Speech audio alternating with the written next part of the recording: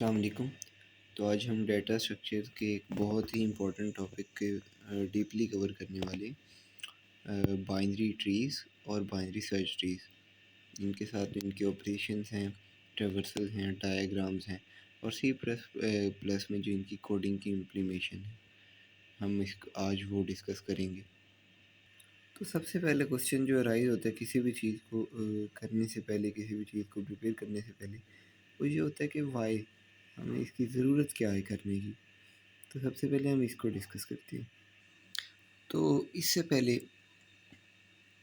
हम जो भी वर्किंग करते रहे वो हम करते रहे हैं लीनियर डाटा स्ट्रक्चर के साथ, जिसके अंदर हमारे पास एरेज आ जाती हैं, स्टैक आ जाता है, क्यूज आ जाती हैं और लिंक लिस्ट आ जाती हैं, जिसके अंदर हम जो भी डाटा स्टोर करते हैं वो हम एक लीनियर फॉर्म में करते थे कि जो बिल्कुल ही सीधा सीधा डाटा था, जो कि डेजिग्नेशन वाइज नहीं होता था या जिसके अंदर स्टेप्स नहीं होते थे।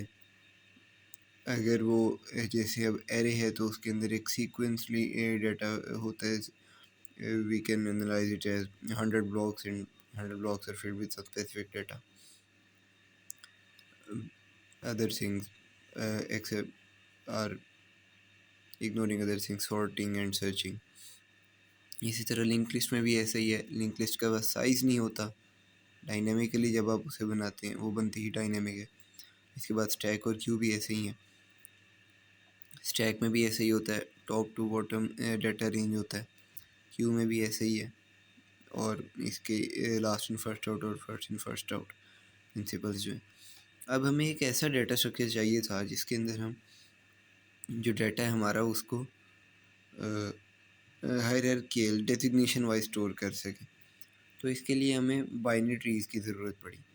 अब बाइनरी ट्रीज़ जो हैं इनके अंदर हम डाटा को स्टोर कर सकते हैं हायरार्कियल डेजिग्नेशन वाइज। तो ये इस चीज़ का सबसे बेस्ट जवाब है कि to arrange the data designation wise हमें इस वजह से बाइनरी ट्री की ज़रूरत पड़ी है, या ट्रीज़ की ही ज़रूरत पड़ी है, नॉट ओनली बाइनरी ट्रीज़। तो इसके बाद हम भी हायरार्कियल स्ट्रक्चर की कुछ रियल लाइफ एग्जांपल देखते हैं। इसके अंदर आपका फैमिली ट्री आ जाता है, जिसके अंदर आपके एंसेस्टर से लेके चिल्ड्रन तक, जैसे आपके ग्रैंड पेरेंट्स थे, ग्रेट ग्रैंड पेरेंट्स थे, उनके बाद आपके ग्रैंड पेरेंट्स आए, उसके बाद आपके फादर और मदर आए, उसके बाद आप और आपके सिबलिंग्स आ गए। इसके बाद कंपनी हायरार्की है, ये भी इसी तरह, ये भी इसकी एक एग्जांपल है। सबसे पहले सीईओ होता है, फिर उसके बाद मैनेजर होते हैं और फिर एम्प्लॉयज़ होते हैं। और फिर एक टेक्निकल एग्जांपल अगर नहीं तो उसमें डिसीजन मेकिंग एल्गोरिदम्स होते हैं, जैसे एआई और गेम्स में। ओके, सो इसके बाद क्वेश्चन राइज होता है कि हम बाइनरी ट्री ही क्यों पढ़ रहे हैं। बाइनरी ट्री हम इसलिए क्यों पढ़ रहे हैं, इसलिए पढ़ें क्योंकि इसके कुछ कैरेक्टरिस्टिक्स हैं जो हमें ऑफ़र करते हैं अपने साथ। जैसे ये सर्चिंग के लिए बहुत फास्ट एक अच्छी चीज़ है। इसके अलावा इजी हायरार्कियल मैपिंग है इसमें, मैपिंग आप बहुत इजीली कर सकते हैं डेजिग्नेशन के हिसाब से। और ये AVL, BST, हीप और रेड ब्लैक ट्री जैसे जो ट्रीज़ हैं इनके लिए फाउंडेशन के तौर पे एक्ट करता है। इसके बाद है कि ट्री एक कलेक्शन ऑफ नोड्स होता है। हर नोड का मैक्सिमम 2 चाइल्ड नोड्स हो सकते हैं, या वो लेफ़्ट चाइल्ड हो सकता है, या वो राइट चाइल्ड हो सकता है, या वो दोनों हो सकते हैं। अब अगर एक नोड के कोई चाइल्ड भी नहीं है तो भी उसका वो एज अ ट्री एग्जिस्ट कर सकता है एज अ रूट नोड। इसके अलावा बाइनरी ट्री के 2 चाइल्ड होते हैं, अगर उसका सिंगल चाइल्ड है तो भी वो बाइनरी ट्री होता है। या इसके अलावा अगर उसके 2 चाइल्ड हैं तो वो बाइनरी ट्री में आएगा ही आएगा, वो है। लेकिन अगर उसके 3 चाइल्ड हो जाते हैं तो ऐसी सूरत में वो बाइनरी ट्री में नहीं हो सकता। अब बाइनरी ट्री के अंदर जो हमारी एक नोड है उसको आप ऐसे विजुलाइज कर सकते हो कि एक उसके 3 पार्ट्स हैं। एक उसका डाटा पार्ट है जिसके अंदर जो उसके अंदर डाटा स्टोर होगा वो आएगा। राइट पार्ट है, राइट पार्ट के अंदर जो उसका राइट चाइल्ड होगा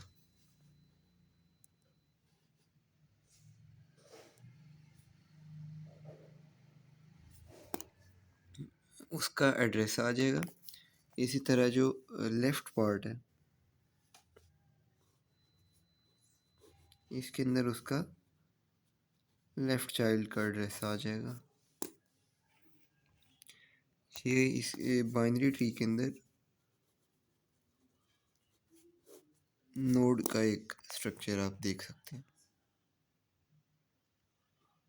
अब बाइनरी ट्री को समझने से पहले इसकी कुछ टर्मिनोलॉजी हैं जिनको समझना बहुत ज़रूरी है।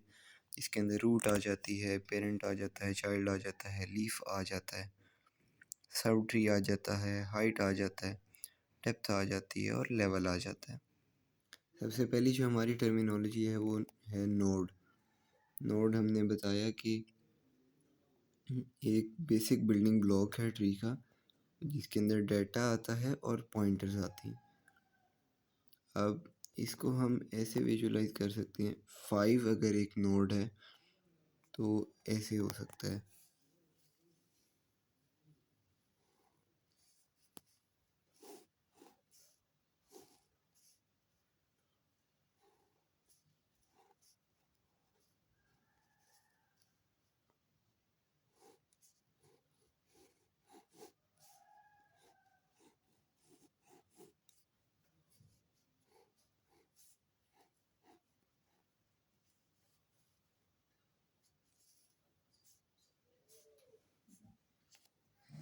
अब जो फिफ्थ नोड है इसके अंदर, क्योंकि ये इसका राइट चाइल्ड है और ये इसका लेफ़्ट चाइल्ड है, इनके एड्रेसेस लेफ़्ट और राइट में रिस्पेक्टिवली आ जाएंगे।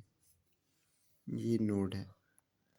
इसको आप ऐसे कह सकते हैं, नोड एक बॉक्स होता है जिसमें डाटा होता है और दो कनेक्शन होते हैं, लेफ़्ट और राइट चाइल्ड की सूरत में। इसके बाद है हमारी रूट। रूट एक ऐसी नोड होती है जिसे हम सबसे पहले इंसर्ट करते हैं। पूरा ट्री हमारा रूट से ग्रो होता है और इसको आप ऐसे देख सकते हैं कि टॉप मोस्ट नोड होती है ट्री की। ट्री स्टार्ट ही यहाँ से होता है। एग्जांपल के तौर पे आप ऐसे देख सकते हैं, अगर ट्री 10 से स्टार्ट हो रहा है तो ये भी एक रूट नोड भी इसकी 10 ही होगा। इसके बाद जो हमारी टर्म है वो है पेरेंट। अब पेरेंट को हम ऐसे समझ सकते हैं, कोई भी नोड जो जिसका कोई चाइल्ड हो वो पेरेंट है। नोड कंटेनिंग चाइल्ड, एग्जांपल इसकी ये ऐसे कह सकते हैं कि एक 10 नोड है जिसके आगे दो चाइल्ड हैं, 6 और 14। इसको हम विजुलाइज कुछ ऐसे करेंगे। इसको हम ऐसे विजुलाइज कर सकते हैं कि 10 यहाँ पर एक रूट नोड है और एक पेरेंट नोड के तौर पे भी एक्ट कर रहा है और उसके दो चाइल्ड्स हैं, 6 और 14। तो ये 10 यहाँ पर पेरेंट नोड है, 6 और 14 उसके चाइल्ड हैं। इसके बाद है चाइल्ड। चाइल्ड कोई भी एक ऐसी नोड है जो भी एक पेरेंट से कनेक्टेड है। इसकी एग्जांपल ये है कि 6 यहाँ पर 10 का चाइल्ड है, इसी तरह 14 भी 10 का चाइल्ड है। इसके बाद लेफ़्ट और राइट चाइल्ड की टर्मिनोलॉजी है। हर ट्री के मैक्सिमम दो चिल्ड्रन हो सकते हैं, लेफ़्ट चिल्ड्रन और राइट चिल्ड्रन। इसकी एग्जांपल हम अभी ऐसे देखते हैं। हम इसी एग्जांपल को देख सकते हैं 10, 6 और 14 का, जो हमने एक ग्राफ और ट्री बनाया है, सॉरी। अब 6 10 के लिए यहाँ पर एक लेफ़्ट चाइल्ड है और 14 10 के लिए यहाँ पर एक राइट चाइल्ड के तौर पर एक्ट कर रहा है। इसके बाद जो हमारी टर्म है वो है सिबलिंग। सिबलिंग क्या होता है? कोई भी ऐसे चाइल्ड जो सेम पेरेंट शेयर कर रहे हों। ये बाइनरी ट्री में तभी हो सकता है जब एक पेरेंट के दो चाइल्ड हैं। अब इस सिचुएशन पे जो हमारा 6 है और इसी तरह जो हमारा 14 है, ये दोनों एक दूसरे के सिबलिंग हैं यहाँ पे। इसके बाद जो हमारी टर्म है वो है लीफ। कोई भी ऐसी नोड जिसके आगे कोई चिल्ड्रन ना हो, और ये जो लीफ नोड होती है ये ट्री का एक एंडिंग पॉइंट होती है। लीफ नोड, पेरेंट नोड और रूट नोड बहुत इंपॉर्टेंट टर्मिनोलॉजीज हैं। लीफ नोड एक ऐसी नोड होती है जिसका आगे कोई चिल्ड्रन नहीं होता और लीफ नोड ट्री का एंड पॉइंट होती है। ये आप ट्री के अंदर विजुलाइज करेंगे अभी सारी टर्मिनोलॉजीज को एक साथ। अब यहाँ पे आप देख सकते हैं कि ये 10 हमारी रूट नोड है, 6 और 14 हमारे पेरेंट नोड्स हो गए हैं और 3 और 5 यहाँ पर सिबलिंग्स के तौर पर ऐड कर रहे हैं और 13 और 15 भी सिबलिंग्स के तौर पर ऐड कर रहे हैं। और 3 और 5 6 के चिल्ड्रन हैं, और 13 और 15 14 के चिल्ड्रन हैं। इसी तरह से 3 और 5 13 और 15 ये सब लीफ नोड्स भी हैं, क्योंकि इनके आगे कोई फर्दर चिल्ड्रन नहीं आया। ये 3 और 5 लीफ नोड हैं, 13 और 15 भी यहाँ पर लीफ नोड हैं, क्योंकि इनका आगे कोई चिल्ड्रन नहीं आया। इसके बाद है इंटरनल नोड। इंटरनल नोड क्या होती है? ये कोई भी एक ऐसी नोड होती है जिसका कोई एक कम से कम एक चाइल्ड हो। दो भी हो सकते हैं, लेकिन कम से कम एक इंटरनल नोड होने के लिए एक चाइल्ड होना ज़रूरी है। इसकी एग्जांपल हम ऐसे देख लेते हैं।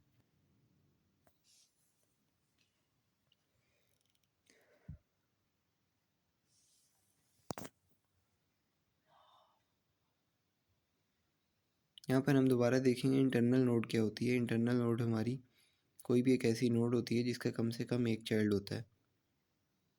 इस तरह हम इसकी एग्जांपल ऐसे ले सकते हैं कि 6 और 14 जो हैं यहाँ पर ये पेरेंट के तौर पे भी एक्ट कर रहे हैं, लेकिन ये यहाँ पर इंटरनल नोड्स भी हैं।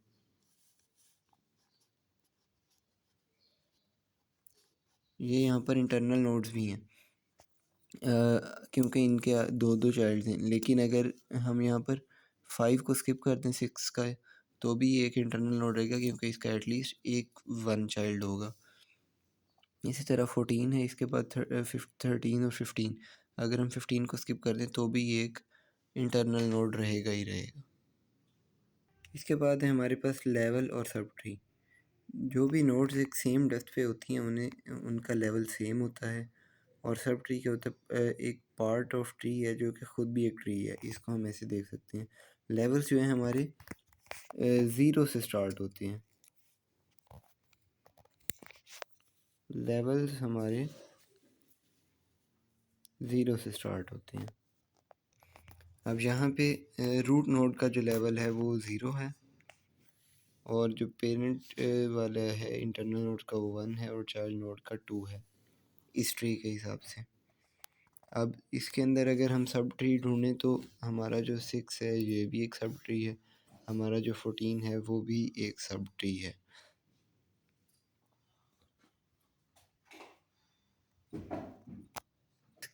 इसके बाद जो हमारे पास टर्म है वो है पाथ। ये होता है sequence of node connecting one node to another. इसको हम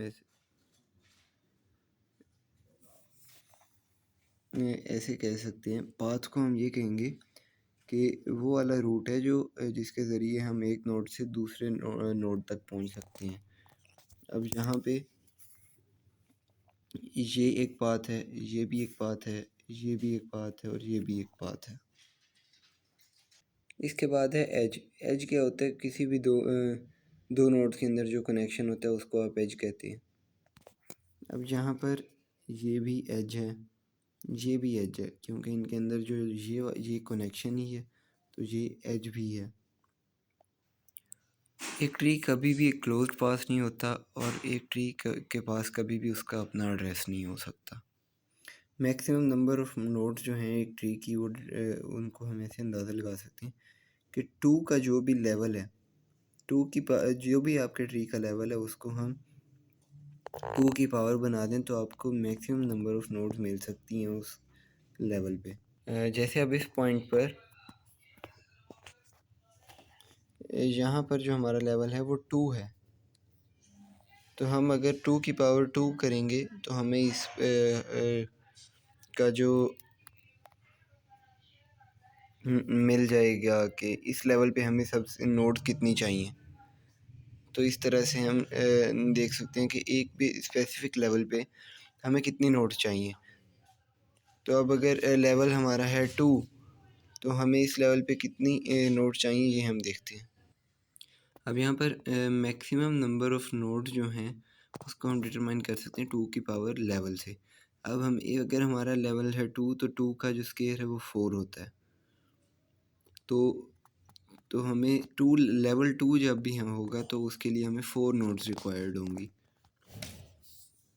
इसी तरह अगर हमारा लेवल जो है वो इंक्रीज़ करके 3 पर आ चुका है, तो 2 की पावर 3 = 8, तो हमें थर्ड लेवल पे 8 नोड्स रिक्वायर्ड हैं। यहाँ पे हमने एक ट्री बनाया है थर्ड लेवल के हिसाब से, तो सॉरी लेवल 3 के लिए हिसाब से हमने एक ट्री बनाया है। तो आप देख सकते हैं जो भी जब भी रूट नोड होती है तो उसका लेवल हमेशा ज़ीरो होता है, उसका लेवल हमेशा ज़ीरो होता है। और इसी तरह हाइट भी होती है, उसकी हाइट भी ज़ीरो होती है। इसके बाद जब हम सेकंड लेवल पे आए तो 2 की पावर हमने लेवल हमारा जो अगर 1 था तो 2 की पावर 1 हम करेंगे तो वो 2 ही आ जाएगा। इसके अलावा जब हमने 2 की पावर 2 किया तो वो 4 आ गया, यानी हमें लेवल 2 के ऊपर 4 चाहिए। और जब हम लेवल 3 पर आ गए तो हमें लेवल 3 का ट्री बनाने के लिए हमें 8 नोड्स की ज़रूरत है। इसी तरह ये इसकी इम्प्लीमेंटेशन हो गई। यहाँ पर हमने लेवल की वर्किंग देख ली। इसके बाद हम हाइट देख लेते हैं कि हाइट क्या होती है। हाइट भी लेवल की तरह होती है, रूट नोड से लेके जो भी आपकी लीफ नोड है यहाँ तक कितनी आपकी नोड्स बीच में आ सकती हैं, कितने पेरेंट्स बीच में आ चुके हैं, वो हाइट होती है। रूट नोड की हाइट हमेशा ज़ीरो होगी। जब हम लेवल 1 पे आएंगे तो हाइट 1 होगी, इसी तरह लेवल 2 पे आएंगे तो, यानी लेवल्स अगर आपको आते हैं तो आप हाइट भी इजीली निकाल सकते हैं ट्री की। अब इसका यूज़ क्या है कि अगर हमें कहा जाता है कि एक स्पेसिफिक हाइट का हमने ट्री बनाना है तो उसके लिए हमें मैक्सिमम नोड्स कितनी चाहिए, तो वो हम कैसे कैलकुलेट करेंगे। ये हम इसको थोड़ा विजुलाइज कर रहे हैं। अगर हमारे ट्री की जो हाइट है वो ज़ीरो है तो उसके लिए मैक्सिमम नंबर ऑफ़ नोड्स जो चाहिए वो एक ही नोड चाहिए हाइट 1 का ट्री बनाने के लिए। इस तरह अगर हमारी हाइट इंक्रीज़ होकर 1 हो गई है तो हमें 3 नोड्स चाहिए। इसी तरह अगर हमारी हाइट इंक्रीज़ होकर 2 हो गई है तो हमें 7 नोड्स चाहिए। 3 के लिए 15 और 4 के लिए 31, 5 के लिए 63 और 6 के लिए 127 नोड्स चाहिए हमें। इसी तरह ये हमने कैसे निकाला, इसके लिए हमने एक फार्मूला यूज़ किया। Maximum number of nodes at a specific level can be calculated by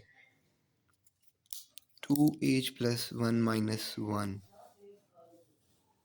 जैसे अगर हमें कहा जाता है कि हमारी जो हाइट है वो 3 है, हमारी हाइट 3 है, तो इसकी पावर में 2 की 3 + 1 - 1, जैसे 2 की पावर क्या होती है 16 और उसके अंदर से -1 करें तो 15। अब अगर हमें कहा, जैसे यहाँ पे हमें कहा गया था कि हमें हाइट 3 का एक ट्री बनाना है तो उसके लिए 15 नोड्स चाहिए, तो ये उसकी इम्प्लीमेंटेशन होगी, हमने उसको कैलकुलेट कर दिए।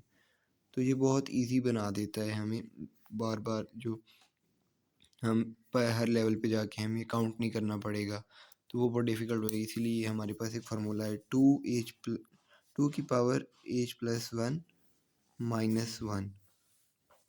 इसको हम एक और दफ़ा देख लेते हैं। अगर हमें कहा जाता है कि हमारी जो हाइट है वो इंक्रीज़ होके 7 हो गई है, तो 2⁻7 + 1 - 1, तो ये 256 होता है और इसमें -1 करेंगे तो 255 हो जाएगा। तो हमें एक 255 नोड्स का ट्री बनाना पड़ेगा, जब हमें एक 7th लेवल पे 7 हाइट का हमें एक ट्री बनाना है, तो उसके लिए हमें 255 नोड्स का यूज़ करना पड़ेगा एट द 7th लेवल। इसी के साथ अगर हमें कहा जाता है कि एक स्पेसिफिक हाइट पर हमें मिनिमम सबसे कम नोड कितनी चाहिए होंगी, तो वो होगी हाइट +1। जैसे अगर हमें कहा जाता है 2 हाइट का एक ट्री हो, उसके लिए हमें सबसे कम नोड्स कितनी चाहिए, तो वो हो जाएगा 2 + 1 = 3। जब हमें 2 हाइट का एक ट्री बनाना है, ये देखें, जब हमें एक 2 हाइट का ट्री बनाना था, यहाँ पर हाइट 2 है, तो हमें जो सबसे कम नोड चाहिए वो 3 हो गई हैं यहाँ पे। इसी तरह अगर हमें एक 4 हाइट का ट्री बनाना था तो उसके लिए हमें 5 नोड्स की ज़रूरत बनेगी कम से कम। This is a formula for minimum number of nodes and this one is for the maximum number of nodes required at a specific level height.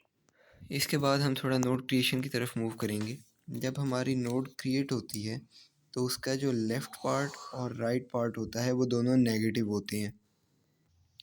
अगर उसका एक लेफ़्ट साइड पर चाइल्ड है तो उसके लेफ़्ट पार्ट के अंदर चाइल्ड का एड्रेस आ जाता है, और अगर उसका एक राइट साइड पर चाइल्ड है तो उसका राइट साइड पर एक उसका एड्रेस आ जाता है। अगर उसके दोनों चाइल्ड हैं तो दोनों चाइल्ड्स का एड्रेस दोनों पार्ट में आ जाता है और डाटा के अंदर उसका अपना पार्ट होता है। चलिए अब हम एक रूट नोड बनाते हैं। ये इसका राइट पार्ट है जो कि फ़िलहाल नल है, और ये इसका लेफ़्ट पार्ट है जो कि फ़िलहाल नल है, और ये इसका डाटा पार्ट है जिसके अंदर हमने 5 रख दिया। अब इसके हम दो नोड्स बनाते हैं, चाइल्ड नोड्स, एक लेफ़्ट साइड पर और एक राइट साइड पर। इसका एड्रेस अगर हम रखते हैं F6 और इसका एड्रेस अगर हम कहते हैं F5 और इसका अपना एड्रेस जो है वो F4 रख देते हैं, तो जब तक इसके चाइल्ड नहीं होते तो इसके अंदर कुछ नहीं होता। अब इसके चाइल्ड हैं तो इसके लेफ़्ट पार्ट में F6 आ जाएगा और इसका जो राइट पार्ट है उसके अंदर F5 आ जाएगा।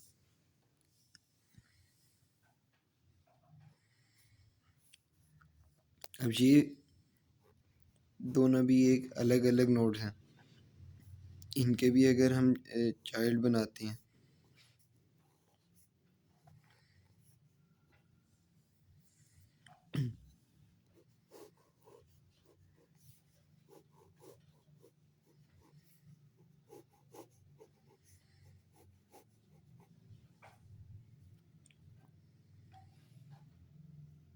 अगर हम इसका एड्रेस F7 रख दें, इसका एड्रेस F8 रख दें, इसका एड्रेस हम F9 रख दें और इसका एड्रेस हम F10 रख दें,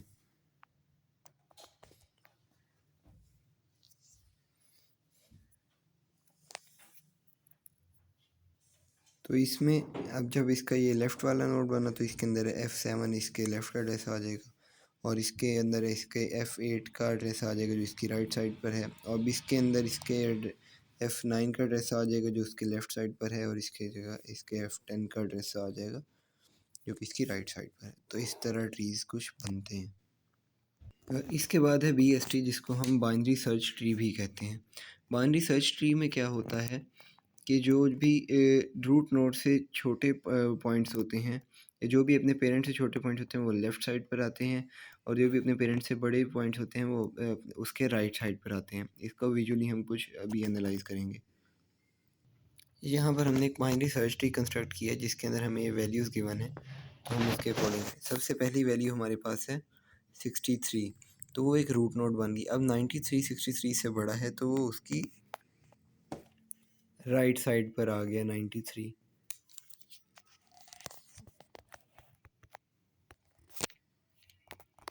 93 जो है वो उसकी राइट साइड पे आ गया। इसी तरह अब जो 45 है वो 63 से तो छोटा है तो इसलिए वो उसकी लेफ़्ट साइड पे आ गया। अब उसके बाद 73 है, 73 63 से बड़ा है, 93 से छोटा है तो ये 93 की लेफ़्ट साइड पे आ गया। 87 93 से 63 से बड़ा है, 93 से छोटा है, 73 से बड़ा है तो ये 73 की राइट साइड पे आ गया। देन वी हैव 98, ये 93 से भी बड़ा है, 63 से भी बड़ा है तो ये 98 की 93 की लेफ़्ट साइड पे आ जाएगा। अब अगर हमारे इसी तरह हमारे पास 99 है तो वो 98 से भी बड़ा है तो 99 की राइट साइड पे, 100 है तो 99 की राइट साइड पे। उसके बाद हमें 2 मिल गया, 2 63 से छोटा है, 45 से भी छोटा है तो इसलिए 45 की राइट साइड पे। देन वी गॉट 3, 3 63 से छोटा है, 45 से छोटा है, 2 से बड़ा है तो ये 2 की राइट साइड पे। फिर 4 है, अब 4 यहाँ से होते होते यहाँ से 3 से भी बड़ा है तो ये 4 उसकी राइट साइड पे। फिर हम इसके बाद हमें 6 मिल गया, ये भी इसी तरह है, 4 से बड़ा है तो ये 6 की राइट साइड पे। हम ये सारा कवर करके आएंगे और तब बड़े छोटे का डिसाइड करेंगे वो कहाँ पे लगाएंगे हम उसे। उसके बाद हमारे पास 23 आ गया। 23 हमारे पास 63 से छोटा है, 45 से छोटा है, 2 से छोटा है, 1 2 से बड़ा है, 3 से भी बड़ा है, 4 से भी बड़ा है, 6 से भी बड़ा है, और 23 6 से बड़ा है तो इसलिए ये यहाँ पर होगा। और 25 22 है तो वो भी 23 से छोटा है, 22 इन सब से बड़ा था तो ये उसकी 20 लेफ़्ट साइड पे, और इसी तरह 24 23 से बड़ा है तो वो उसकी राइट साइड पे। फिर हमारे पास 46 है, 63 से बड़ा छोटा है, 45 से बड़ा है तो ये उसकी राइट साइड पे। फिर हमारे पास है 48। अब 63 से बड़ा छोटा है, 45 से बड़ा है, 48 से 6 से बड़ा है तो इसकी राइट साइड पे। फिर हमारे पास 51 है, ये हमारे पास 51 आ गई। 51 उसके 48 से बड़े तो उसकी राइट साइड पे। 44 है, 46 से छोटा है तो उसकी लेफ़्ट साइड पे आ जाएगा। इस तरह हम एक बाइनरी सर्च ट्री को बनाते हैं। इसके बाद है हमारे पास 3 ways of traversing a binary search tree.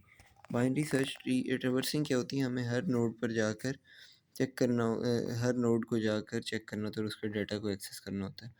इसके 3 तरीके हैं, इन ऑर्डर, प्री ऑर्डर और पोस्ट ऑर्डर।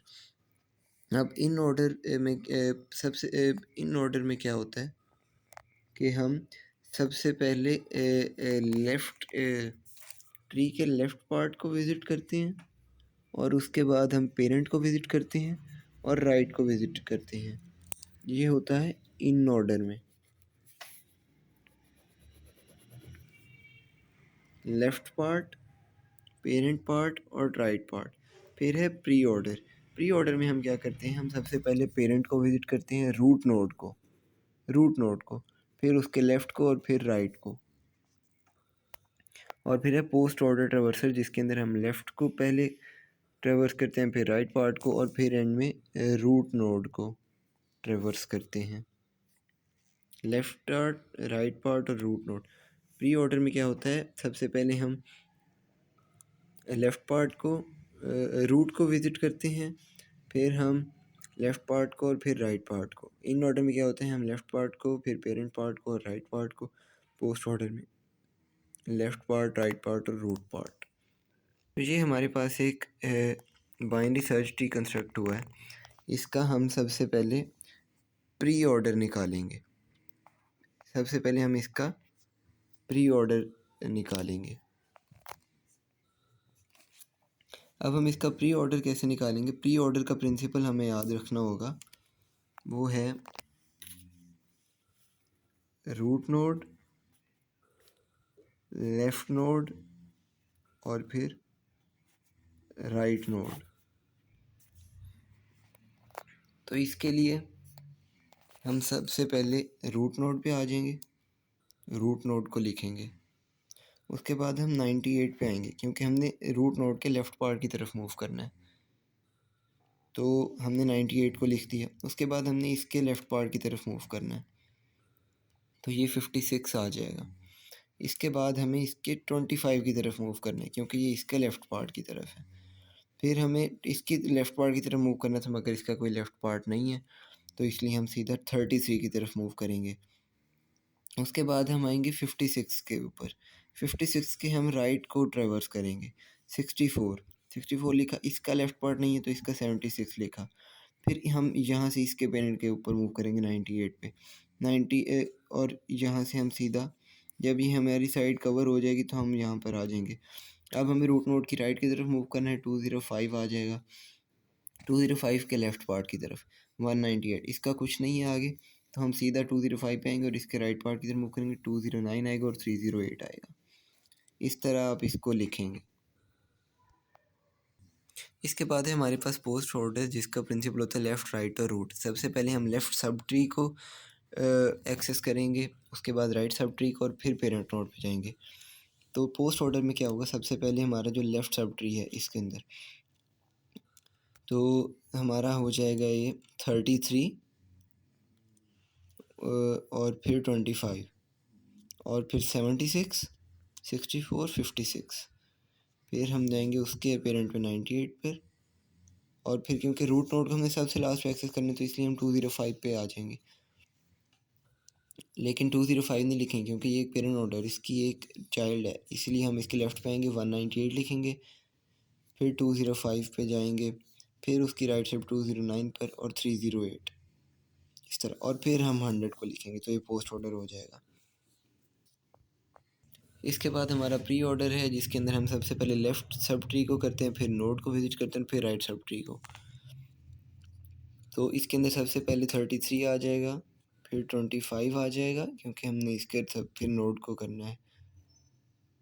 सॉरी सबसे इस पहले हम लेफ़्ट पे आएंगे, हमें लेफ़्ट पे कुछ नहीं मिला, फिर हम राइट पे जाएंगे, मतलब नोड पे जाएंगे, 25 को लिखा, फिर हम राइट पे जाएंगे 33, फिर हम आगे 56 पर, क्योंकि ये 25 का इसका लेफ़्ट था और ये उसका टॉप है, तो फिर हम 64 पे आ जाएंगे, इसके लेफ़्ट पे कुछ नहीं मिला, 76 को लिखेंगे, फिर हम इसके 56 के टॉप पे आ जाएंगे, इसका 98 लिखेंगे, इसका कोई राइट नहीं है, तो फिर हम सीधा नोड पे चले जाएंगे, 100 को लिखेंगे, फिर हम 205 के लेफ़्ट पे आएंगे, 198 को लिखेंगे, फिर हम 205 लिखेंगे, फिर हम 209 पे आएंगे, इसका लेफ़्ट नहीं मिला तो 308 लिखेंगे। तो इस तरह ये pre order, post order, in order हमने कर लिया। ये है इंसर्शंस।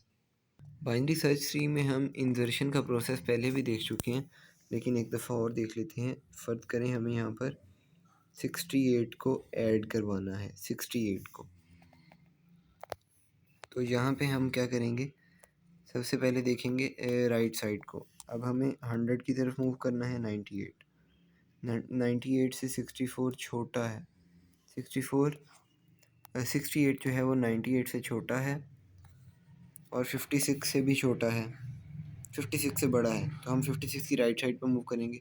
64 से भी बड़ा है तो हम इसकी 76 राइट साइड पर मूव करेंगे, 76 पे आ गए। अब हमने देखा कि 68 76 से छोटा है, तो इसलिए हम 68 को यहाँ पर लेफ़्ट साइड पर प्लेस करवाएंगे क्योंकि 76 से छोटा है। और अगर दोबारा देखें तो हमें अगर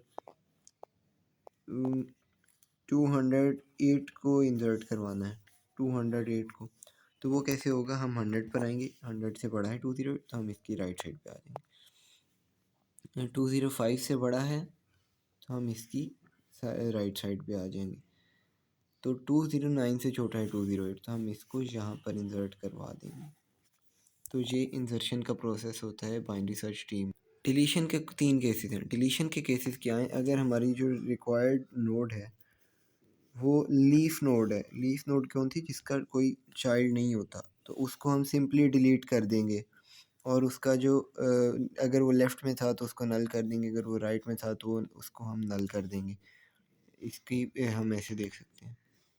अब यहाँ पर अगर हमें कहा जाता है कि हमें ये F6 वाली नोड को डिलीट करना है, और इस तो ये यहाँ पे देख सकते हैं ये एक लीफ नोड है। अगर जब हम इसे डिलीट करना है तो हम इसको सिंपली यहाँ से ख़त्म कर देंगे, और इसके जो F4 है इसके लेफ़्ट पार्ट में नल कर देंगे क्योंकि हमने लेफ़्ट साइड को डिलीट कर दिया है। ये लीफ नोड के लिए सिनेरियो अगर हमें इसे डिलीट करना हो।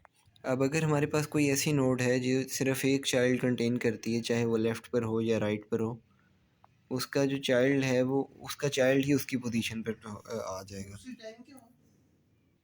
उसके चाइल्ड को ही उसकी जगह पे प्लेस कर दिया जाएगा।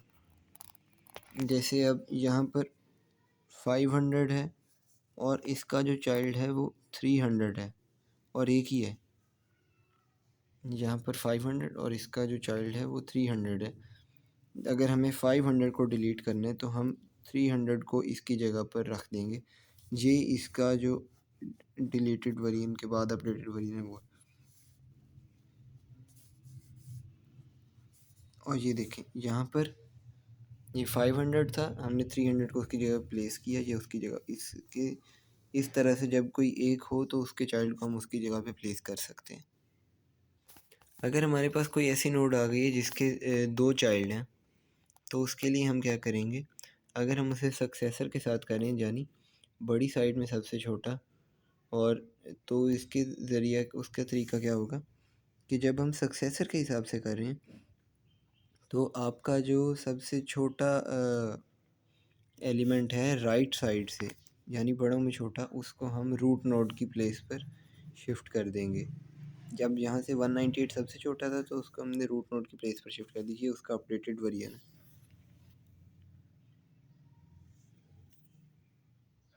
और अगर हम प्रीडिसेसर के हिसाब से कर रहे हैं तो जो छोटा में सबसे बड़ा एलिमेंट है उसको हम प्लेस कर देंगे। अब ये इस साइड से पिछले जो हमने ट्री बनाया था उसमें 98 सबसे बड़ा था, तो हमने 98 को यहाँ पर प्लेस कर दिया है। ये डिलीशन का प्रोसेस है। इसके बाद हम इसके कोड की इम्प्लीमेंटेशन की तरफ जाएंगे। तो ये हमारा कोड है। हम एक नोड बनाएंगे, नोड के अंदर हम एक डाटा लगाएंगे। नोड के 3 पार्ट्स होंगे, लेफ़्ट, राइट और डाटा। फिर हम एक यहाँ पर एक हमने कंस्ट्रक्टर बनाया है, जो भी वैल्यू हमें पास होगी वो हम डाटा को दे देंगे। जो भी वैल्यू हमें पास होगी वो हम डाटा को दे देंगे, और लेफ़्ट और राइट को हम एट द स्टार्ट नल कर देंगे। अब अगर हमें प्री ऑर्डर में मूव करना है तो हम इसके अंदर चेक्स लगाएंगे। हम इसको अपनी रूट पास करेंगे। अब हम देखेंगे अगर हमारी रूट नल है तो हम उसको रिटर्न कर देंगे, और जैसे रूट का जो डाटा है हम सिर्फ उसको प्रिंट करवा देंगे। अब अगर हमें ऐसा नहीं करना तो प्री ऑर्डर के रूट के जो लेफ़्ट है उसको हम कॉल करेंगे। रूट यहाँ पर हम दोबारा से एक रूट भेजेंगे। अगर वो रूट के लेफ़्ट में है, अगर वो रूट उससे छोटी हुई तो उसके लेफ़्ट साइड पर लग जाएगी, अगर वो उसके राइट पर हुई तो उसके राइट साइड पर लग जाएगी। ये प्री ऑर्डर है। उसके बाद इन ऑर्डर है। फिर इन ऑर्डर में भी हम एक रूट भेजेंगे। अगर हमारी जो रूट है वो नल है तो वो रिटर्न कर देगा वहीं से। अगर फिर हम इन ऑर्डर को कॉल देंगे। इन ऑर्डर में आके यहाँ पर हम एक जो भी एंट्री है वो करवाएंगे। हम देखेंगे हमारी रूट नल तो नहीं है। अगर हमारी रूट नल है तो वो वापस आ जाएगा, नहीं तो हमारी जो रूट हमने भेजी है वो लेफ़्ट साइड पर उसे अटैच कर देगा और रूट के डाटा को प्रिंट करवा देगा। और इसी तरह फिर राइट, अगर रूट लेफ़्ट भी नहीं है तो फिर वो राइट वाला रन करेगा। फिर पोस्ट ऑर्डर का भी ऐसे ही है, अगर वो रूट नल नहीं है। Basically this code depends upon the process of recurring. अगर आपको रिकरिंग अच्छी तरीके से आती है तो आपको पोस्ट ऑर्डर भी और ये इसमें डिफ़िकल्टी नहीं होगी, ये बहुत ईजी लगेगा। इसी तरह हम पोस्ट, अगर आपको प्री ऑर्डर समझ आ गया तो पोस्ट ऑर्डर भी आ गया। अगर रूट हमारी नल है तो रिटर्न कर देगा, वरना हमारा पोस्ट ऑर्डर अगर रूट हमने लेफ़्ट साइड पर लगानी है, अगर वो छोटी निकली है तो वो लेफ़्ट साइड पर लगाएगा, अदरवाइज़ वो यहाँ पर राइट साइड पर आएगा। राइट साइड पर आएगा और राइट पर लगा देगा रूट को, और रूट का जो डाटा है उसको प्रिंट करवा देगा। और इसी तरह हम ये यहाँ पर हम पुश की जा रहे हैं बार बार, हम उसको एक रूट दी जा रहे हैं, और जहाँ से हमने बस उसको pre order, post order, in order में हमने उसको करवाया है, इनपुट करवाया। यहाँ पे हम एक बनाते हैं, क्या कहते हैं, ट्री। एक हमने 1 बना लिया रूट को, 2 को हमने लेफ़्ट में डाल दिया, राइट को 3 में डाल दिया, 4 और 5 जो है उसके साइड पर आ गए, एक ट्री बन गया। अब इसका हमने प्री ऑर्डर ट्रावर्सल निकालना है। उनके प्री ऑर्डर का रूल होता है रूट, लेफ़्ट और राइट। तो यानी रूट को सबसे पहले प्रिंट करते हैं, इसीलिए 1 2 और 5 3 हो जाएगा। इसके बाद इन ऑर्डर ट्रावर्सल है 4 2 5 1 3 हो जाएगा, क्योंकि लेफ़्ट, रूट और राइट होता है। पीएसटी में सॉर्टेड आउटपुट देता है इन ऑर्डर ट्रावर्सल जो है। इसके बाद हमारा पोस्ट ऑर्डर रूल होता है, लेफ़्ट, राइट और रूट। रूट को सबसे बाद में प्रिंट करते हैं इसमें, तो 4 5 2 3 1 आ जाएगा। यहाँ पर हमारा बाइनरी सर्च ट्री और बाइनरी ट्री का जो कंसेप्ट है विद कोड, हमने इसको इम्प्लीमेंट भी किया, हमने इसका ड्राई रन भी किया और इसको समझा। अगर आपको वीडियो पसंद है तो इसको लाइक भी कीजिएगा। आई होप सो आपको समझ आ गई होगा। अगर आपका कोई क्वेश्चन हो तो आप कमेंट बॉक्स में उसको मेंशन कर सकते हैं। Thank you for watching my video.